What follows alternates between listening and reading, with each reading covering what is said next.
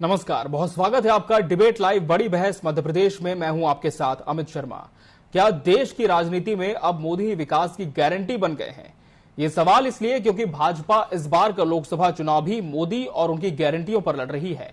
क्योंकि मोदी ये कहते हैं कि गारंटी की भी गारंटी मोदी है और वर्तमान की सियासत अब मोदी तक सिमट कर रह गई है। लेकिन इस पर विपक्षी दलों की क्या राय है, देखिए हमारी इस खास रिपोर्ट में।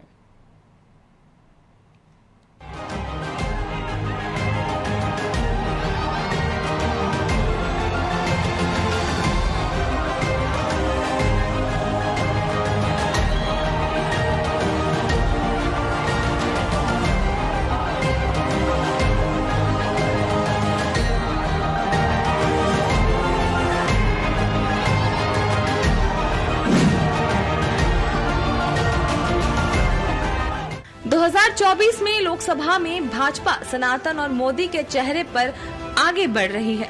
मोदी है तो मुमकिन है कहते कहते जमीनी स्तर पर जुट गई है। इस बार अपनी जीत से भाजपा वोट प्रतिशत बढ़ाने की भी बात कह रही है। राजनीति के तमाम समीकरणों को धात बनाते हुए मोदी अपनी रीति नीति के साथ आगे बढ़ रहे हैं। मोदी ने अब तक जो काम किया है ना, वो तो फुलझड़ी है, फुलझड़ी। अभी तो विकास का रॉकेट और ऊंचे ले जा रहा है। भारत के पूरे सामर्थ्य से असली दिवाली मननी, ये तो अभी बाकी है। और इसके लिए ही मैं आपसे आशीर्वाद मांगने आया हूं। राजनीति के तमाम समीकरणों को साधते हुए जोड़ तोड़ की राजनीति में भी मोदी माहिर चल रहे हैं। विपक्षी विरोध करते हैं लेकिन फिर भी चारों खाने चित हो जाते हैं। जब जातिगत जनगणना की बात होती है तो मोदी पूरे देश को 4 जातियों में बांट देते हैं: गरीब, किसान, महिला और युवा। आरक्षण की बात उठती है तब मोदी विरोधियों को सीधा जवाब देते हैं। तुष्टीकरण के दलदल में कांग्रेस इतना डूब गई है कि उससे कभी बाहर नहीं निकल सकती। कांग्रेस ने जो घोषणा पत्र बनाया है वो कांग्रेस का नहीं, ऐसा लगता है मुस्लिम लीग का घोषणा पत्र दिखता है। तुष्टीकरण के दबाव में ही कांग्रेस हो या सपा सीएए का भी विरोध कर रही है। जहां देश में मोदी और राम की लहर का दावा करते हुए बीजेपी गदगद हो रही है, तो वहीं विपक्ष लगातार मोदी और भाजपा पर हमला करते हुए कहता है कि ये जुमलों की सरकार है। इनके वादे भी अधूरे हैं। खुद के पास 400 उम्मीदवार नहीं हैं और बात कर रहे हैं 400 पार की।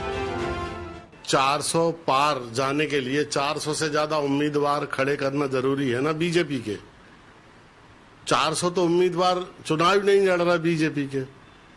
400 उम्मीदवार चुनाव नहीं लड़ रहे तो 400 के पार कैसे चले जाएंगे? ये कितना असत्य कथन करते हैं, देश को मूर्ख समझते हैं। आज बच्चा बच्चा टेलीफोन और नेट के ऊपर सर्च करके सारी इंफॉर्मेशन ले लेता है। पूरे देश को पता है कौन कितनी सीटों पर लड़ रहा है। उसके बाद भी 400 पार, 400 पार। इस बार लोकसभा चुनाव को लेकर सियासत काफी गर्म है। जहां एक ओर विपक्षी दल इंडिया गठबंधन के जरिए जीत के दावे करते हुए मोदी को रोकने की बात कह रहे हैं, तो दूसरी ओर मोदी और भाजपा सनातन के रथ पर सवार होकर अपनी गति से आगे बढ़ रहे हैं। बहरहाल लोकसभा चुनाव के नतीजे ही जनता के फैसले बता पाएगी। भोपाल से टीवी 24 के लिए प्रिंस गुप्ता की रिपोर्ट। तो मोदी का फेस, राहुल से कितनी रेस, आज इसी विषय पर हमारी चर्चा होगी, जिसके लिए हमारे साथ खास मेहमान भी जुड़ चुके हैं। हमारे साथ बीजेपी से पैनलिस्ट सत्येंद्र जैन जी जुड़े। सत्येंद्र जी, आपका बहुत बहुत स्वागत है। कांग्रेस प्रवक्ता डॉक्टर राम पांडे जी इस डिबेट का हिस्सा है। डॉक्टर राम पांडे जी, आपका भी बहुत बहुत स्वागत है। वरिष्ठ पत्रकार आत्मदीप जी हमारे साथ जुड़े। आत्मदीप जी, आपका भी बहुत बहुत स्वागत है।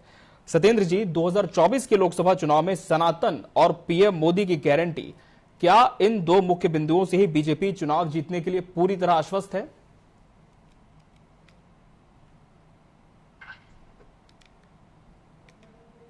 जी सत्येंद्र जी।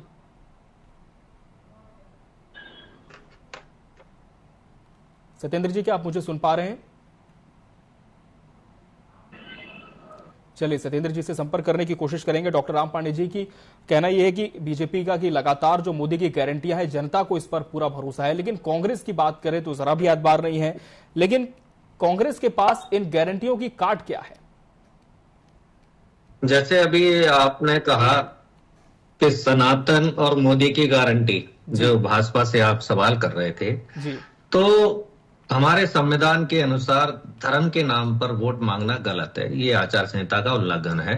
तो जो हम कहते हैं कि भारतीय जनता पार्टी संविधान बदल देगी, भारतीय जनता पार्टी के सांसद कहते हैं कि संविधान को बदल देंगे, तो सनातन या धर्म के नाम पर वोट मांगना ही ये है कि आप इस हमारे संविधान को बदलना चाहते हैं और आचार संहिता का उल्लंघन कर रहे हैं। और चुनाव आयोग को जो हम कहते हैं कि बीजेपी के साथ चुनाव आयोग है, मतलब सरासर चल रहा है। आपने सवाल तक बीजेपी प्रवक्ता से ये पूछा कि आप सनातन के नाम पर ही आगे बढ़ेंगे, ये सवाल ही अपने आप में बताता है कि चुनाव आयोग पूरी तरह से भारतीय जनता पार्टी के समर्थन में खड़ा हुआ है और कोई कार्रवाई नहीं करेगा।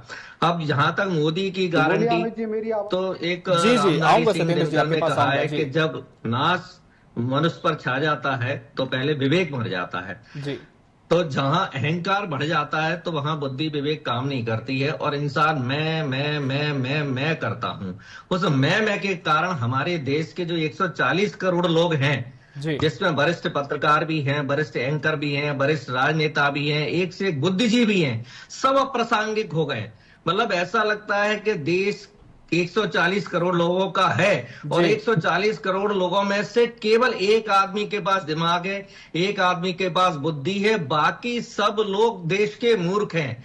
ये एक आदमी पूरे देश को साबित कर रहा है कि मैं, जिन्होंने 500 करोड़ विदेश में भेजा है, मैं काला धन लेकर आऊंगा, मैं 2 करोड़ रोजगार दूंगा, मैं शौचालय बनाऊंगा, मैं ये कर दूंगा, मैं भ्रष्टाचार को जेल में डाल दूंगा, मैं अजीत पवार को डिप्टी सीएम बना दूंगा, मैं एकनाथ शिंदे को मुख्यमंत्री बना दूंगा, मैं चंदे का धंधा करूंगा।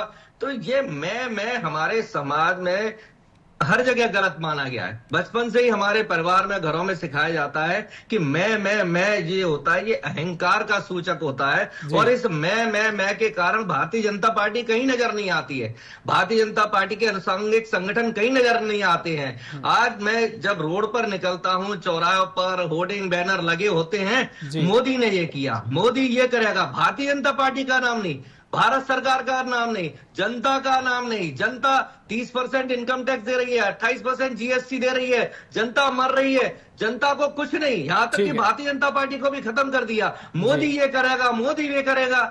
मतलब ये हमारे देश का दुर्भाग्य है कि एक आदमी के कारण पूरे 140 करोड़ जवाब ले लेते सत्येंद्र जी। मूर्ख हो गए। जैसा कि डॉक्टर राम पांडे जी कह रहे हैं कि केवल वन मैन शो चल रहा है बीजेपी में, केवल एक ही व्यक्ति है जिसे आगे किया जा रहा है। लेकिन सवाल ये था मेरा आपसे कि क्या इस बार के लोकसभा चुनाव में सनातन और पीएम मोदी की गारंटी के दम पर बीजेपी पूरी तरह से चुनाव जीतने के लिए आश्वस्त है? पूरी गारंटी की चुनाव आप ही का है? हाँ देखिए अमित जी, मेरा टेक्निकली डिस्कनेक्ट था फोन, मुझे सुनाई नहीं दिया क्या बात हुई क्या है, तो मेरे से बात नहीं हो पाई। अब मैं आपको जवाब देता हूँ। देखिए कांग्रेस के मीडिया प्रमुख है मध्य प्रदेश के, मुकेश नायक जी कहते हैं मूर्ख। तो मूर्ख कौन है? कांग्रेस ही मूर्ख है, राहुल गांधी मूर्ख है। और आप देखिए राहुल गांधी जी ने जब अपनी अन्याय यात्रा का समापन किया और मुंबई में किया समापन, क्या बोलते हैं वो, मुंबई के शिवाजी मैदान में समापन किया और उसमें कहते हैं कि उनकी लड़ाई नरेंद्र मोदी से नहीं है, भाजपा से नहीं है, उनकी लड़ाई हिंदू धर्म की शक्ति से है। वो हिंदू धर्म की शक्ति के खिलाफ लड़ना चाहते हैं। तो हिंदू धर्म में और सभी लोग सभी मातृशक्ति को ही माता मानते हैं, दुर्गा मानते हैं, लक्ष्मी मानते हैं, सरस्वती मानते हैं, नव दुर्गा चल रही है। तो आप देखो धर्म के नाम पर कौन चुनाव लड़ रहा है। ये राम पांडे जी के लिए भी और मुकेश नायक जी के लिए, दोनों के लिए भी है कि मूर्ख तो है राहुल गांधी जी। अरे भैया विचारों की लड़ाई, विचारधारा की लड़ाई है, तो भाजपा से आपकी लड़ाई हो सकती है, नरेंद्र मोदी से लड़ाई हो सकती है, आपकी हिंदू धर्म की शक्ति से लड़ाई कहाँ हो गई। और मैं कह रहा हूं उसी से प्रेरित होकर के राहुल गांधी के इसी बयान से प्रेरित हुए और रणदीप सिंह सुरजेवाला को जिस कारण से नोटिस दिया गया है, अभी चुनाव आयोग ने नोटिस दिया है, महिलाओं को उन्होंने विलासिता की वस्तु बताया, भोगी वस्तु बताया है। तो मैं बहुत ही निंदनीय है, ये कांग्रेस का पूरा चेहरा उजागर हो जाता है। और इसी प्रकार से सुप्रिया श्रीनेत है ना, उनके ऊपर कोई कार्रवाई की कांग्रेस ने। सुप्रिया श्रीनेत इस भारत की एक एक महिला की अस्मिता की, मंडी में रेट लगवाना की बात करती हैं। तो देखिए महिला अस्मिता की बात को भाव लगवाने का काम मंडी में कांग्रेस करती है और कांग्रेस उनको अपना घर में सजा के रखती है। आज तक उनके ऊपर कोई कार्रवाई नहीं की गई है, तो बड़ा निंदनीय है। इस प्रकार से मध्य प्रदेश में बात करें तो दिग्विजय सिंह जी भी टंच माल कह चुके हैं और कमलनाथ जी आइटम कह चुके हैं। और आपको याद होगा जब कमलनाथ जी ने आइटम कहा था मातृशक्ति को, तो राहुल गांधी ने कहा था कमलनाथ जी को माफी मांग लेना चाहिए, और उन्होंने माफी भी नहीं मांगी थी। तो दोनों के बीच में द्वंद्व चल रहा है और बार बार वो राहुल गांधी जी अपने पिताजी की उम्र के कमलनाथ जी हैं, उनको बार बार कमल कमल कह के बुलाते हैं। आपने भी सुना होगा, ये मीडिया डोमेन में है। अब चूंकि बात आ जाती है, देखिए तो इसलिए मैं कह रहा हूँ मूर्ख है तो कांग्रेस है और मूर्ख है, महामूर्ख है तो राहुल गांधी है। और जिस प्रकार से वो कहते भी चुके हैं, आज देखिए भारत का वैश्विक परिदृश्य देख लीजिए और भारत का परिदृश्य देख लीजिए। हम तो सबका साथ, सबका विकास, सबका विश्वास और सबका प्रयास में विश्वास करते हैं। हमारा मूल मंत्र यही है। और हमने अगर 13 करोड़ शौचालय बनाए तो हमने जो महिलाओं के चौकीदार कहा था कमलनाथ जी ने, तो हम तो कहते हैं हम सभी भारतवासी हैं और पहले से हमारा संस्कार रहा महिला अस्मिता के लिए, उनकी रक्षा के लिए हमने अपने जीवन को भी कुर्बान किया हुआ है। तो आज प्रधानमंत्री मोदी जी ने 13 करोड़ से ज्यादा शौचालय दिए हैं, तो महिलाओं की अस्मिता के रक्षक हैं वो, सही मायने में उनकी अस्मिता के रक्षक हैं, महिलाओं के स्वाभिमान के रक्षक हैं। और ये लोग भक्षक है, कांग्रेस महिलाओं के स्वाभिमान की भक्षक है। अब आप देखिए हमने 4 करोड़ घर दिए, तो 4 करोड़ घर दिए तो उसमें सभी को दिए हैं, हिंदुओं को दिए हैं तो मुसलमान को दिए हैं, तो सिखों को दिए हैं, तो ईसाई को दिए हैं, तो पारसियों को दिए हैं, तो जैनों को भी दिए हैं और बौद्धों को भी दिए हैं। किसी के साथ भी कोई विभेद नहीं रखा है, जो उसमें आता है दायरे में उनको। और आज 25 करोड़ खुद Bharat United Nation Development Programme की रिपोर्ट है यूएनडीपी, वो कहता है कि भारत में 25 करोड़ लोग गरीबी रेखा से ऊपर आ गए। इंदिरा गांधी जी प्रधानमंत्री रही, गरीबी हटाओ, लेकिन गरीबी तो नहीं हटी थी, गरीब जरूर हटता जा रहा था, क्योंकि वो गरीब की काल कवलित। चलिए कांग्रेस से इस पर मैं जरूर जवाब लूंगा। हालांकि सत्येंद्र जी ने जिस शक्ति वाले बयान का जिक्र किया राहुल गांधी ने कहा था कि हमारी लड़ाई शक्ति से, हिंदू धर्म को उसमें नहीं जोड़ा था, लेकिन बयान बहुत आगे चला गया। आत्मदीप जी का रुख कर लेते हैं। आत्मदीप जी, क्या वर्तमान में भारतीय राजनीति में प्रधानमंत्री के सामने कोई चुनौती नहीं है, कोई चेहरा नहीं है, ऐसा मानते हैं आप? अमित जी मैं आपत्ति लेता हूं। उन्होंने कहा था राहुल गांधी जी ने कहा था हिंदू धर्म की शक्ति से लड़ रहे हैं, वो शक्ति से लड़ाई हिंदू धर्म को किया था उन्होंने। हाँ, चलिए मैं कांग्रेस से इस पर जवाब दूंगा। शक्ति का भी प्रयोग किया था, यही तो बात है, बड़ा दुखद है, निंदनीय है। ठीक है आत्मदीप जी, आपसे सवाल यही था कि जैसे कि डॉक्टर राम पांडे जी भी कह रहे हैं कि बीजेपी में केवल वन मैन शो चल रहा है, केवल मोदी का ही चेहरा दिख रहा है, पार्टी कहीं नहीं है, सिर्फ मोदी है। लेकिन वर्तमान में भारतीय राजनीति के परिप्रेक्ष्य में यदि हम बात करें तो क्या आप मानते हैं कि पीएम मोदी से बड़ा चेहरा कोई नहीं रहा देश में, कोई चुनौती नहीं उनके सामने, कोई चेहरा नहीं रहा? जी हाँ, यह काफी हद तक सही है जी। और यह कहना गलत है कि इस चुनाव में सिर्फ मोदी की बात हो रही है। खुद मोदी जी के भी हम भाषण सुने तो वो एनडीए का भी अपने भाषणों में नाम लेते हैं, भारतीय जनता पार्टी का भी नाम लेते हैं जी, और जनता की भागीदारी के भी बात करते हैं। देखिए कुल मिला के चुनाव में आम लोगों के सामने मुख्य कसौटी ये होती है कि जो भी दल या गठबंधन चुनाव मैदान में है और सत्ता में आना चाहते हैं, उनका नेता कौन। पहली कसौटी ये होती है नेता की पृष्ठभूमि क्या है, उसकी प्रामाणिकता कितनी है जी, उसका कार्य प्रदर्शन कैसा है। दूसरा बिंदु होता है नियत का, वो उस नेता की नियत क्या है जो उसके कामों से उजागर हो जी। और तीसरा होता है उस नेता की नीतियां क्या है जी। तो नेता निश्चित रूप से किसी दल का ही होता है, तो दल भी इसमें समाहित है।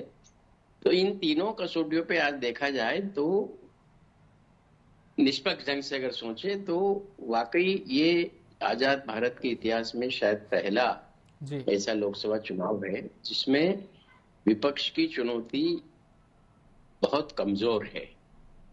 हम कई राज्यों में देख रहे हैं कि चुनाव लड़ने के लिए विपक्ष को प्रत्याशी मिलना भी कई जगह कई सीटों पर मुश्किल हो रहा है जी। लोग पार्टी छोड़ कर जा रहे हैं और संसाधनों का भी बहुत टोटा है। संगठन के स्तर पर भी विपक्ष का नेटवर्क बहुत कमजोर है और परस्पर जो गठबंधन में शामिल है विपक्षी गठबंधन में दल, उनमें एकता सामंजस्य का भी अभाव हमको दिखाई देता है। तो मैदानी स्तर पर देखें इस सब के मुकाबले बीजेपी नेता के लेवल पे, संगठन के स्तर पे, संसाधनों के स्तर पे, नीतियों के स्तर पे, अपने कार्य प्रदर्शन के आधार पर हासिल की गई सफलताओं के, उल्लेखनीय उपलब्धियों के स्तर पर विपक्ष से बहुत आगे है। ठीक है डॉक्टर राम पांडे जी, क्या इत्तेफाक रखते हैं इस बात से कि एकता नहीं है, रिसोर्सेज नहीं है और विपक्ष के नाते बहुत कमजोर चुनौती आपकी? जो राजनीतिक विश्लेषक जी ने कहा था वो अच्छा बोल रहे थे, उस बात को थोड़ा सा उनको और आगे बढ़ाना चाहिए था कि भारतीय जनता पार्टी 420 पार्टी है, चोरी करती है, डकैती करती है, अत्याचार करती है, ईडी बेचती है, सीबीआई बेचती है, इनकम टैक्स बेचती है, 50 करोड़ देती है, 100 करोड़ देती है, चंदे का धंधा करती है, गाय भैंस काटने वालों से चंदा लेती है, जो भ्रष्टाचार में लिप्त कंपनियां उनसे चंदा लेती है। उनको शायद ये ज्ञान भी नहीं है कि एकनाथ शिंदे हमारे जिन पर ईडी की कार्रवाई चल रही थी वो मुख्यमंत्री है। उनको ये भी नहीं पता है कि अजीत पवार पर मोदी जी ने कहा था ये 72,000 करोड़ के आरोपी हैं। आप ऐसे ऐसे राजनीतिक विश्लेषकों को बुलाते हैं और उनको इतनी नॉलेज नहीं है कि अजीत पवार के बारे में नरेंद्र मोदी जी ने कहा था। ऐसे ऐसे राजनीतिक विश्लेषकों को बुलाते हैं कि उनको ये नहीं पता है कि हेमंत विश्वा शर्मा पर कितनी कार्रवाई चल रही थी। ऐसे राजनीतिक विश्लेषकों को बुलाते हैं 24 घंटे अभी ईडी की कार्रवाई चल रही थी और वो बीजेपी में चला जाता। और एंकर जी आप ये बताइए, 1 मिनट में आपसे पूछ रहा हूं, अभी बीजेपी के प्रवक्ता ने 2 बार राहुल गांधी को मूर्ख महामूर्ख कहा। मैं यदि नरेंद्र मोदी को कहूंगा तो आप सुन पाएंगे? आप 56 वार टोक देंगे? मतलब आप एंकर हैं तो कम से कम आप ही कहते हैं कि शब्दों की मर्यादा रखिए। बिल्कुल हम कहते हैं। बीजेपी का प्रवक्ता बोलता है तो आपकी मर्यादा कहां चली जाती है? आपकी बात भी पूरी सुनी जाती है। राहुल गांधी को 2 बार मूर्ख महामूर्ख का और आप चुप रहे। किसी पैनल में सराहनीय नहीं है। एक बार फिर से मैं दोहरा दूं कि अभद्र भाषा का प्रयोग किसी भी पैनल में सराहनीय है। आपकी बात भी पूरी सुनी जाती है, पूरा मौका आपको अब मैं बोलता हूं नरेंद्र मोदी मूर्ख है, नरेंद्र मोदी महामूर्ख है। जरूर लूंगा, आप निश्चिंत। अब आप सुनिए, यदि आप में हिम्मत है तो नहीं है ना हिम्मत आप में, इसलिए हम कहते हैं मीडिया बिका हुआ है और फिर आप नाराज हो जाती है। नहीं, नाराजगी की कोई बात नहीं, नाराज शायद आप तो फिर आपने जब उन्होंने राहुल गांधी को मूर्ख कहा तब आपने बोलने की परमिशन क्यों दी? चलिए आपसे मैं इसका जवाब जरूर ले रहा हूं और आपके सवाल का नहीं, मैं उनसे आप चुप क्यों रहते हैं? जब हम कहते हैं नरेंद्र मोदी मूर्ख है तो आप तिलमिला जाते हैं, आपको करंट लग जाता है। और जब बीजेपी प्रवक्ता कहता है राहुल गांधी मूर्ख है तो आप समर्थन करते हैं। डॉक्टर राम पांडे जी, मैं आप ही से पूछ रहा हूं, कभी मेरे पैनल में कभी ऐसा हुआ हो कि मैं किसी बात पे अभी हुआ ना आपके सामने 2 बार कहा, मिला रहा हूं, तो आप मुझे बताएं, जरूर आपके सामने 2 बार कहा, आप चुप रहे। इसलिए मीडिया के बारे में हम लोग कुछ बोलना नहीं चाहते हैं, लेकिन आप लोग मजबूर कर देते हैं कभी बोलने के लिए। आपको बोलने का मौका नहीं मिला। आपके सामने कहा 2 बार बीजेपी के प्रवक्ता ने कहा और आप चुप रहे। आपने उनको टोका नहीं। बुनियादी सवाल मैं ऐसी बात नहीं करना चाहता हूं मैं। ठीक है, ठीक है, जो हो गया सो हो गया। अब आगे सुनिए, अब मोदी जी क्या कह रहे हैं चुनाव प्रचार में? मैं भ्रष्टाचारियों को जेल में डालूंगा और सुप्रीम कोर्ट क्या कह रहा है? सत्येंद्र जी आपके पास जरूर चंदे का धंधा कर रही है जी। सुप्रीम कोर्ट ने पूरी पोल खोल के रख दी कि नहीं कि दुनिया की सबसे बड़ी भ्रष्ट पार्टी है। आपके पास राम पांडे जी की बात बड़ी पार्टी है या नहीं, लेकिन सुप्रीम कोर्ट ने साबित कर दिया कि दुनिया की सबसे बड़ी भ्रष्ट पार्टी है और राजनीतिक विश्लेषक को पता ही नहीं है। और ये जो अब एक बात सुनिए मेरी, अटल जी ज्यादा बड़े नेता थे या सोनिया जी बड़ी नेता थी? आप सुन लो, अटल जी बड़े नेता थे या सोनिया जी? तो सोनिया जी ने अटल जी को हराया कि नहीं? अटल जी को सबसे बड़ा नेता माना जाता है बीजेपी का। सोनिया जी जब अटल जी को हरा सकती है तो मोदी जी को कोई भी हरा सकता है।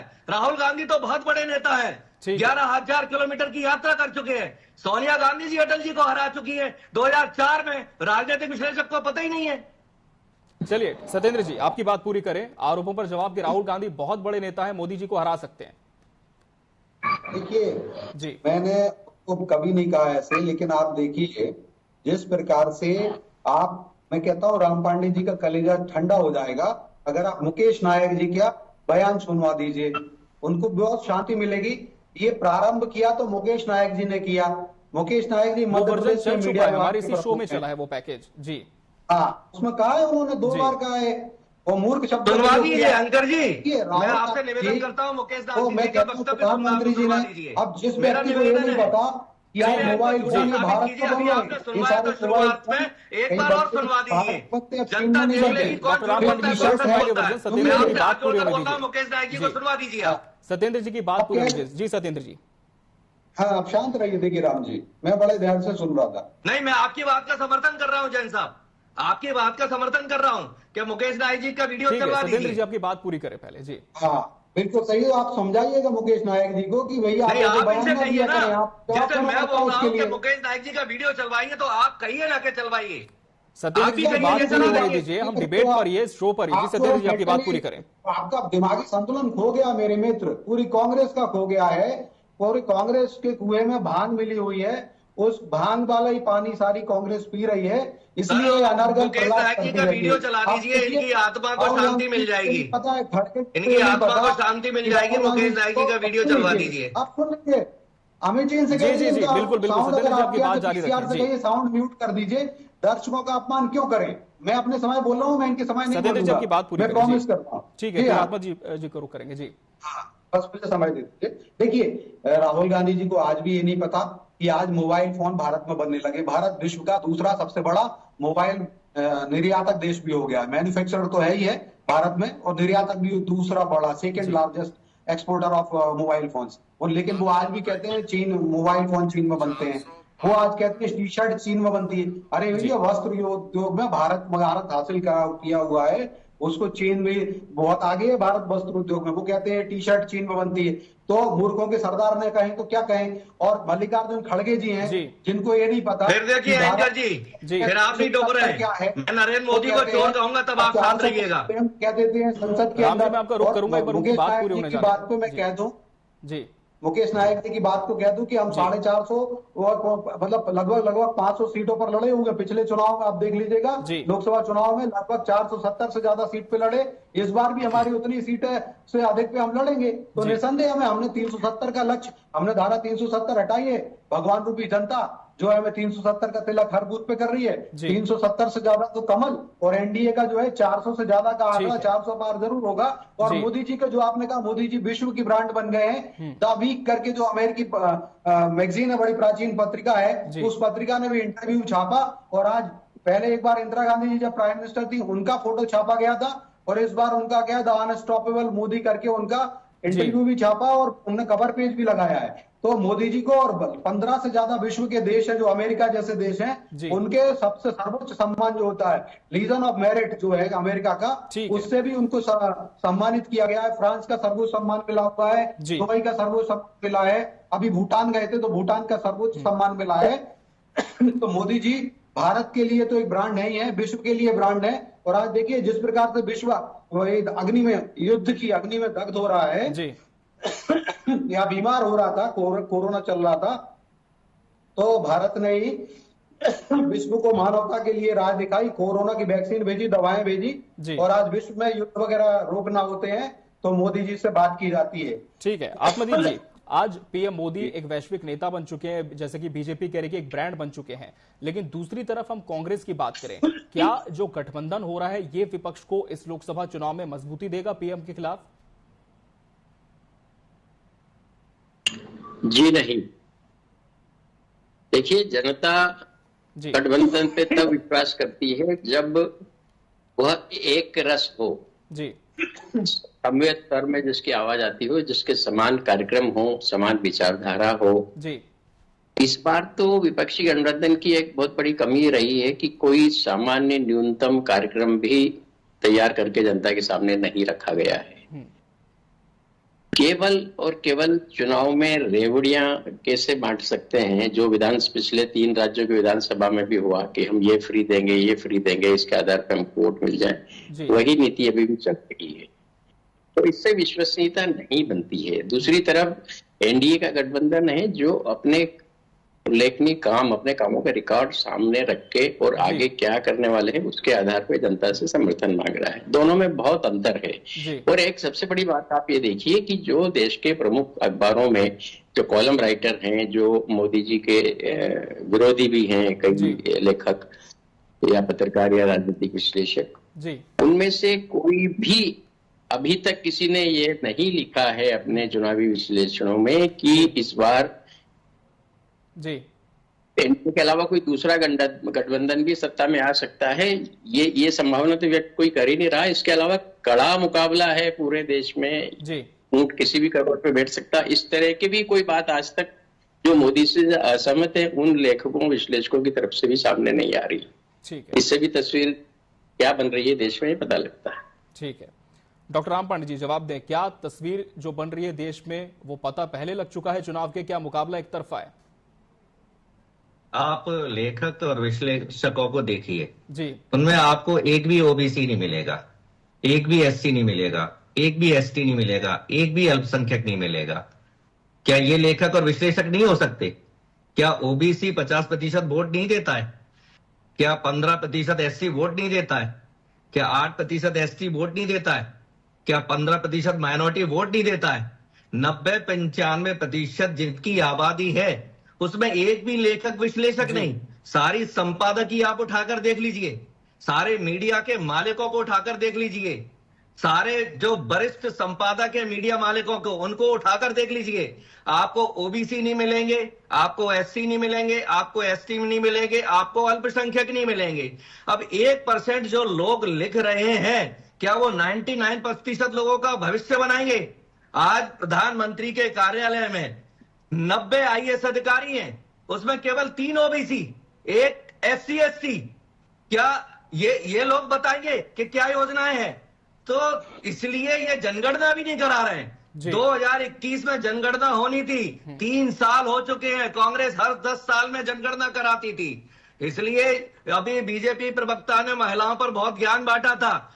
साक्षी मलिक क्या हिंदू नहीं है? साक्षी मलिक क्या इस देश की रहने वाली नहीं है? विनेश फोगाट क्या इस देश की रहने वाली नहीं है? भारतीय जनता पार्टी के सांसद पर बलात्कार के आरोप लगे थे, एफआईआर नहीं होती है।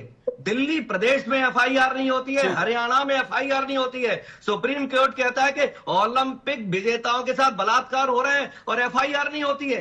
तो सुप्रीम कोर्ट के कहने पर तो हमारी देश की महिलाओं पर जो दुष्कर्म हो रहे हैं, बलात्कार हो रहे हैं, तब एफआईआर होती है। अब यह कहते हैं राहुल गांधी मूर्ख है। अब मूर्ख कौन होगा? मोदी जी कहते हैं बेटी पटाओ। अब बेटी पटाने वाला मूर्ख कहा जाएगा या बेटी को बचाने वाला मूर्ख कहा जाएगा? कल उन्होंने सहारनपुर में कहा लड़की के ऊपर नक्काशी कर दो तो अच्छी लगती है। क्या प्रधानमंत्री के चेहरे मुंह से ये बातें शोभा देती है? तो प्रधानमंत्री को मूर्ख और महामूर्ख नहीं कहा जाएगा? तो ऐसे मूर्ख महामूर्ख प्रधानमंत्री देश में होंगे, ऐसे ही लोगों को वो बैठाएंगे और ऐसी ही चापलूसी और चाटुकारिता चलेंगे। अब 2 मुख्यमंत्री जेल में पड़े हुए हैं। ठीक है, सत्येंद्र जी से फाइनल कमेंट इस पर ले लेते। सत्येंद्र जी, क्या आप भी मानते हैं कि जो मुकाबला है वो एक तरफा है इस बार? राजनीतिक विश्लेषक को पता नहीं है। सत्येंद्र जी, ये मुकाबला जिस प्रकार से माननीय मोदी जी ने विकास भी किया है, जितना विकास को कांग्रेस को करने में 100 साल लग जाते, उतना विकास मोदी जी ने 10 साल में किया कई क्षेत्रों में। और जिस प्रकार से आज जनता जो 500 साल बाद भगवान राम का मंदिर बना, कांग्रेस तो राम को ही झुठलाती रही है और राम भगवान का निमंत्रण पत्र भी झुठलाया, पाप किया इन लोगों ने। तो भारत की जनता भी दुखी है। सनातन द्रोही, सनातन को खत्म करना इनका एजेंडा है। ये जो बात है, तो हमने तो माताओं को शक्ति माना है। और आप देखिए ये कह रहे हैं हमने बेटी पढ़ाओ बेटी बचाओ हर जगह लगाया, 33% अधिनियम भी लेके आए। और इसी प्रकार से हमने मृत्यु दंड का प्रावधान कम से कम जो हिंदू धर्म का हो और इस बात पर ज्ञान दे तो अच्छा लगेगा। तो मोदी की गारंटी के बनिस्बत कहीं ना कहीं बीजेपी पूरी तरह से आश्वस्त है कि इस बार 400 पार जाएंगे, लेकिन कांग्रेस कह रही कि 400 उम्मीदवार ही बीजेपी के नहीं है, तो कैसे 400 पार का नारा सफल होगा? बहरहाल समय हमारे पास इतना ही था इस चर्चा के लिए। आप तीनों मेहमानों का बहुत बहुत शुक्रिया हमसे इस डिबेट में जुड़ने के लिए। इसी के साथ बड़ी बहस डिबेट लाइव में आज के लिए फिलहाल इतना ही। मुझे और मेरी पूरी टीम को दीजिए इजाजत। नमस्कार।